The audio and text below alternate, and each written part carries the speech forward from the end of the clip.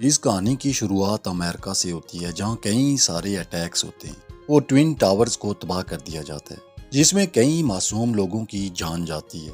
News میں ان attacks کے بارے میں بتایا جا رہا ہوتا ہے، جس کے بعد U S military high alert ہو جاتی ہے۔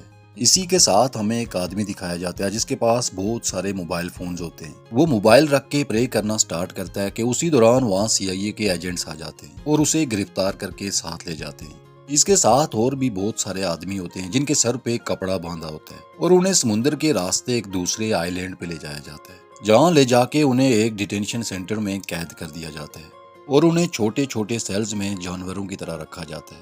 یہیں ہمیں پتہ چلتا ہے کہ یہ سب خطرناک ٹیررسٹ تھے جنہوں نے امریکہ کے ورلڈ ٹریڈ سینٹر پہ حملہ کیا تھا، اور اب انہیں یہاں ڈیٹینشن سینٹر میں رکھا جا رہا ہے سزا دینے کے لیے۔ یہ ایک ایسا کیمپ تھا جہاں سے کوئی بھی ڈیٹینی بھاگ نہیں سکتا تھا اور سب کو چھوٹے چھوٹے پنجروں میں قید رکھا جاتا تھا اور انہیں ضرورت کی سبھی چیزیں وہیں پرووائڈ کی جاتی تھی۔ اسی طرح کرتے کرتے 8 سال گزر جاتے ہیں اور اسی ڈیٹینشن سینٹر میں کچھ نئے سولجرز کی پوسٹنگ ہوتی ہے جنہوں نے ابھی یو ایس ملٹری کو جوائن کیا تھا۔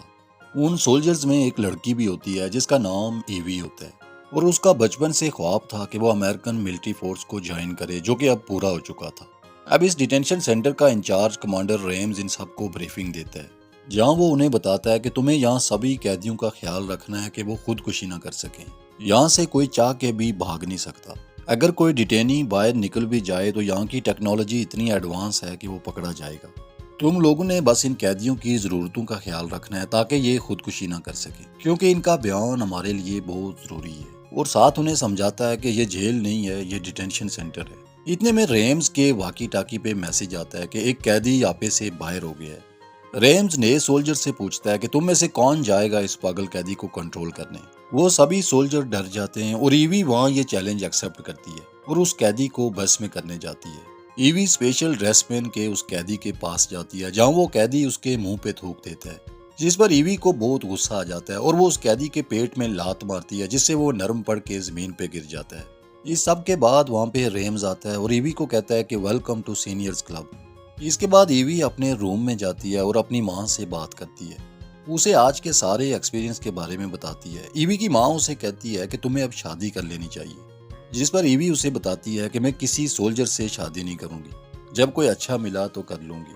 اگلے دن ایوی کی ڈیوٹی لگتی ہے، جہاں وہ سبھی قیدیوں کو بکس دینے جاتی ہے تاکہ وہ بزی رہ سکیں۔ ایوی سبھی قیدیوں میں بکس بانٹتے ہوئے ایک ایسے قیدی کے پاس پہنچ جاتی ہے جس کا نام علی ہوتا ہے۔ ایوی اسے بکس دیتی ہے لیکن وہ بکس نہیں لیتا اور اس سے ہیری پوٹر کی بک کا پارٹ 7 مانگتا ہے، لیکن وہ ایوی کے پاس نہیں ہوتا، جس پر وہ بکس لینے سے انکار کر دیتا ہے۔ علی ایوی پہ چلاتا ہے اور اسے کہتا ہے کہ میں 8 سال سے یہاں قید ہوں اور یہی بکس بار بار پڑھ پڑھ کے میں بور ہو گیا ہوں۔ اسی ٹائم کمانڈر ریمز وہاں آگے سب سنبھال لیتا ہے اور ایوی کو آگے بڑھنے کو بولتا ہے۔ ایوی کو وہاں کلیئر انسٹرکشن تھی کہ وہ کسی بھی قیدی کے پاس جا کے اس سے اچھے سے بات نہ کرے، لیکن علی بار بار ایوی سے بات کرنے کی کوشش کر رہا ہوتا ہے۔ ایوی کو ایک دن کچھ خیال آتا ہے اور وہ علی سے پوچھتی ہے کہ تم قرآن پڑھتے ہو کہ نہیں، جس پر علی اسے بتاتا ہے کہ صرف قرآن نہیں، میں بائبل بھی پڑھ چکا ہوں اور وہ مجھے بہت پسند بھی آئی ہے۔ ایوی یہ جان کے تھوڑا خوش ہو جاتی ہے، لیکن اسی ٹائم علی اس دروازے کے چھوٹے سے سوراخ سے کچرا ایوی کے اوپر پھینک دیتا ہے، کیونکہ کئی سالوں سے ایک ہی روم میں قید رہنے کی وجہ سے علی کی مینٹل کنڈیشن کافی خراب ہو چکی تھی۔ اب سارے سپاہی بھی وہاں پہنچ جاتے ہیں جو علی کے لیے پنشمنٹ سجیسٹ کرتے ہیں اور ساتھ ایوی کے اوپر لگا کچرا دیکھ کے اس کا مذاق بھی اڑاتے ہیں۔ اگلے سین میں دکھایا جاتا ہے کہ ایوی اپنے سٹاف کے ساتھ باہر موٹر بوٹنگ کرنے جاتی ہے، جہاں وہ لوگ کافی انجوائے کرتے ہیں اور واپس آ کے کیمپ میں پارٹی بھی کرتے ہیں، جہاں ڈھیر سارا دارو پیتے ہیں۔ ایوی بھی کافی ڈرنک ہوتی ہے۔ پارٹی کے بعد جب ایوی واش روم جاتی ہے تو وہاں اسے بہت ساری مینز کی ایڈلٹ میگزین ملتی ہیں۔ اتنے میں وہاں ایک مارک نام کا آدمی آ جاتا ہے۔ وہ ایوی سے پوچھتا ہے کہ یہ میگزین تمہاری ہیں، جس پر وہ کہتی ہے کہ نہیں۔ ایوی بہت زیادہ امبیرس فیل کر رہی ہوتی ہے، اس لیے وہاں سے جانے لگتی ہے، لیکن مارک کافی اگریسو ہو جاتا ہے اور ایوی کو وہیں روکتا ہے، لیکن ایوی اسے دھکا مار کے وہاں سے نکل جاتی ہے۔ اب ایک دن ایوی اپنے آفیسرز کے ساتھ علی کے سیل میں جاتی ہے۔ علی کو کافی زیادہ ٹارچر کیا گیا ہوتا ہے، جس کی وجہ سے وہ بے ہوش ہوتا ہے۔ ایوی اس کے روم میں جاتی ہے اور دیکھتی ہے کہ علی نے اپنے گلاس کے اوپر بہت اچھے اچھے ڈیزائن بنائے ہوتے ہیں، اور وہ دل میں سوچتی ہے کہ اگر علی اتنا اچھا آرٹسٹ ہے تو اسے یہ غلط کام کرنے کی ضرورت کیوں پیش آئی۔ ایوی کی کیوریاسٹی بڑھنا شروع ہو جاتی ہے اور وہ علی کے بارے میں اور بھی جاننا چاہتی تھی۔ پھر وہ کنٹرول روم میں جاتی ہے اور وہاں جا کے علی کی فائلز چیک کرتی ہے جن میں علی کے بیان لکھے گئے تھے، اور شروع سے لے کے آج تک علی ایک ہی بیان دے رہا تھا کہ اسے اس سب کے بارے میں کچھ بھی نہیں پتا۔ علی کو تو یو ایس گورنمنٹ نے محض شک کی بنا پہ گرفتار کر رکھا تھا، اور ایوی سوچتی ہے کہ اگر علی بے گناہ ہے تو اسے یہاں 8 سال سے کیوں رکھا گیا ہے۔ اب اس کے بعد ایوی جا کے اپنے سینئر کو یہ سب بتاتی ہے اور اس سے پوچھتی ہے کہ آخر اس سب کا کیا مطلب ہے، جس پر وہ اسے سمجھاتا ہے کہ یہاں جتنے بھی لوگ لائے گئے ہیں ان کا کبھی نہ کبھی کسی طرح دہشت گردوں کے ساتھ رابطہ تھا۔ کہانی میں آگے دکھایا جاتا ہے کہ ایک دن ایوی سب قیدیوں کو چیک کر رہی ہوتی ہے کہ وہیں اس کی نظر علی پہ پڑتی ہے جو ایک ہارڈ پزل بنا رہا ہوتا ہے، اور پزل بنا کے وہ ایوی کو سالو کرنے کے لیے دیتا ہے، لیکن ایوی منع کر دیتی ہے کہ یہ ساری چیزیں ڈیوٹی رولز کے خلاف ہیں، مجھے نہ تم سے بات کرنے کی اجازت ہے اور نہ تم سے کوئی چیز لینے کی۔ یہ سن کے علی غصہ ہو جاتا ہے کیونکہ وہ تو اس سے اچھے سے بات کر رہا تھا، اور اس سے پوچھتا ہے کہ آخر تم یو ایس ملٹری والے اتنے پتھر دل کیوں ہوتے ہو۔ ایوی اس کی بات کا کوئی جواب نہیں دیتی اور رولز کو فالو کرتے ہوئے وہاں سے چلی جاتی ہے۔ اب ایوی کو یہاں پہ آئے 5 مہینے ہو چکے تھے اور وہ یہاں سب رولز، ریگولیشن اور ورکنگ کو سمجھ چکی تھی، اس لیے اب وہ کافی چل کر رہی ہوتی ہے۔ کہانی آگے بڑھتی ہے اور دکھایا جاتا ہے کہ ایک دن سارے قیدی کھانا کھانے سے منع کر دیتے ہیں، یعنی کہ وہ سب سٹرائک پہ تھے۔ ان میں سے ایک قیدی کو جم کرنے کے لیے ایکسرسائز مشین چاہیے تھی۔ اب ان لوگوں کی ڈیوٹی تھی کہ ان سب کو زندہ رکھنا ہے، اس لیے قیدیوں کی مانگ پوری کر دی جاتی ہے، جس کے بعد وہ لوگ کھانا کھا لیتے ہیں۔ اب ایوی وہاں ایک سیل کے پاس کھڑی ہوتی ہے جس میں علی فٹ بال کھیل رہا ہوتا ہے۔ علی ایوی کو کہتا ہے کہ میں بغیر گرائے 40 مرتبہ فٹ بال کو ٹچ کر سکتا ہوں۔ ایوی اسے کہتی ہے اچھا کر کے دکھاؤ۔ علی شروع کرتا ہے لیکن 10ویں بار میں وہ فٹ بال نیچے گرا دیتا ہے، اور ایوی کو کہتا ہے کہ اگر تم جیسی خوبصورت سولجر سامنے کھڑی ہو تو آدمی کی فٹ بال سے نظر ہٹ ہی جاتی ہے۔ ایوی بھی یہ سن کے مسکرا دیتی ہے، لیکن دوسری طرف کمانڈر ریمز یہ سب نوٹس کر رہا ہوتا ہے اور اسے بالکل بھی پسند نہیں تھا کہ ایوی علی سے یوں بات کرے، اس لیے وہ ایوی کو بلا کے اسے ڈانٹنے لگتا ہے۔ اب علی کو اسی جگہ پہ شاور بھی لینا تھا، اور اس کے شاور لیتے ہوئے کمانڈر ریمز ایوی کو اس کے سیل کے پاس لے جاتا ہے، اسے اس حالت میں دکھانے کے لیے۔ یہ ایک طریقے سے کمانڈر ریمز نے ایوی کو پنشمنٹ دی تھی رول توڑنے پر۔ ایوی اور کمانڈر کو دیکھ کے علی کافی امبیرس فیل کرتا ہے، لیکن اسے نہانا ہی پڑتا ہے۔ اس سب کے بعد ایوی اپنے سینئر آفیسر سے کمانڈر ریمز کی کمپلین کرنے چلی جاتی ہے، لیکن وہ ایوی کی کوئی بھی بات نہیں مانتا، ایسے لگتا ہے جیسے وہ بھی ریمز کے ساتھ ملا ہوا تھا۔ ریمز کو جب یہ بات پتا چلی کہ ایوی نے اس کے خلاف کمپلین کی ہے تو وہ آگے ایوی کو دھمکاتا ہے اور اسے وارن کرتا ہے کہ آئندہ میں تمہاری ایسی کوئی بات نہ سنوں۔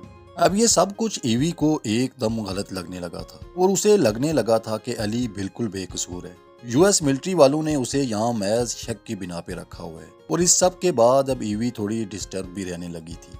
ادھر علی کو دکھایا جاتا ہے جو ایک فکس ٹائم پہ بار بار باہر دیکھ رہا ہوتا ہے، کیونکہ یہ وہی ٹائم تھا جس پہ ایوی آیا کرتی تھی۔ یوں علی کو ویٹ کرتے ہوئے پورا دن بیت جاتا ہے لیکن ایوی نہیں آتی۔ وہ ایک سولجر سے ایوی کے بارے میں پوچھتا بھی ہے، جس پر وہ اسے بتاتا ہے کہ ایوی کی ڈیوٹی شفٹ چینج ہو چکی ہے اور وہ اب سے نائٹ شفٹ میں ڈیوٹی کرے گی۔ اگلے سین میں دکھایا جاتا ہے کہ ایوی نائٹ شفٹ میں ڈیوٹی کرنے آتی ہے، جہاں وہ علی کو سوتا ہوا دیکھتی ہے۔ اس نے علی کو جگایا نہیں، لیکن علی اس ٹائم اس کے قدموں کی آہٹ سن کے جاگ جاتا ہے اور اٹھ کے دروازے کے پاس آتا ہے۔ اس نے شاید ایوی سے کوئی بات کرنی تھی، اور ایوی کو دیکھ کے بھی لگ رہا تھا کہ کہیں نہ کہیں اب وہ بھی علی کے قریب ہو چکی ہے۔ سولجر کو بالکل بھی الاؤڈ نہیں ہوتا کہ وہ قیدیوں سے بات کریں، لیکن ایوی پھر بھی علی سے بات کرتی ہے۔ علی ایوی کو بتاتا ہے کہ وہ جرمنی میں ایک آرٹسٹ تھا، لیکن اسے بغیر کسی ثبوت کے محض شک کی بنا پہ یہاں لا کے قید کر دیا گیا ہے۔ ساتھ اسے بتاتا ہے کہ یہاں ایک ہی کمرے میں 8 سال سے قید میں رہ کے وہ بہت فرسٹریٹڈ ہو چکا ہے، اس لیے میں بلیڈ سے اپنی نس کاٹ کے سوسائڈ کا سوچ رہا ہوں۔ ایوی اسے سمجھاتی ہے کہ پلیز ایسا مت کرو، کیونکہ کہیں نہ کہیں اب ایوی کے دل میں بھی علی کے لیے اچھی فیلنگز آ چکی تھی۔ پھر ایوی علی کو کمفرٹیبل کرنے کے لیے اسے اپنے بارے میں بتاتی ہے، اسے اپنے سکول، کالج، فیملی کے بارے میں بتاتی ہے، اور اسے اپنا اصل نام بھی بتاتی ہے۔ یہ سب بتانے کے بعد دروازے کے چھوٹے سے سوراخ سے اپنا ہاتھ اندر کر کے علی سے وہ بلیڈ اسے دینے کو بولتی ہے۔ دونوں پہلی بار ایک دوسرے کا ہاتھ پکڑتے ہیں اور اسے فیل کرتے ہیں۔ ایوی علی کا ہاتھ نہیں چھوڑ رہی ہوتی کیونکہ اسے اندازہ تھا کہ علی کن حالات سے گزرا ہے، کیونکہ 8 سال ایک جگہ پہ ایک کمرے میں گزارنا کوئی آسان کام نہیں تھا۔ ایوی علی کے درد کو پوری طرح محسوس کر رہی تھی، لیکن ایوی کو پتا تھا کہ اس کا 1 سال پورا ہونے والا ہے اور کچھ ہی دنوں میں وہ یہاں سے چلی جائے گی۔ اب ایوی علی سے اپنا ہاتھ چھڑا کے اسے الوداع کہتی ہے اور جلدی سے وہاں سے نکل جاتی ہے۔ اب ایوی کی یہاں سے ڈیوٹی ختم ہو جاتی ہے اور وہ یہاں سے چلی جاتی ہے۔ ادھر علی کو بھی پتہ چل چکا تھا کہ ایوی یہاں سے جا چکی ہے اور وہ جاتے ہوئے اس سے مل کے بھی نہیں جاتی، کیونکہ ایوی کو لگتا تھا کہ اگر وہ علی کے سامنے گئی تو اس کا چہرہ دیکھ کے وہ وہاں سے جا نہیں پائے گی۔ اب ان سب سولجرز کے جانے کے بعد ان کی جگہ نئے سولجرز آ جاتے ہیں جو علی سے کافی بری طرح بیہیو کرتے ہیں۔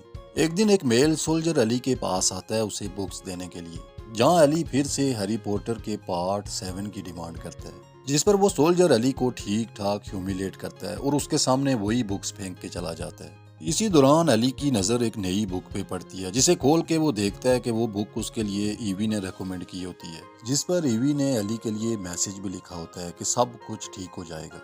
دوسری طرف ایوی کو دکھایا جاتا ہے جو واپس جا رہی ہوتی ہے اور رو بھی رہی ہوتی ہے، کیونکہ وہ سب کچھ جانتے ہوئے اور چاہتے ہوئے بھی علی کو نہیں بچا سکی تھی۔ اور یہیں علی اور ایوی کی ادھوری لو سٹوری کے دی اینڈ کے ساتھ اس مووی کا بھی دی اینڈ ہو جاتا ہے۔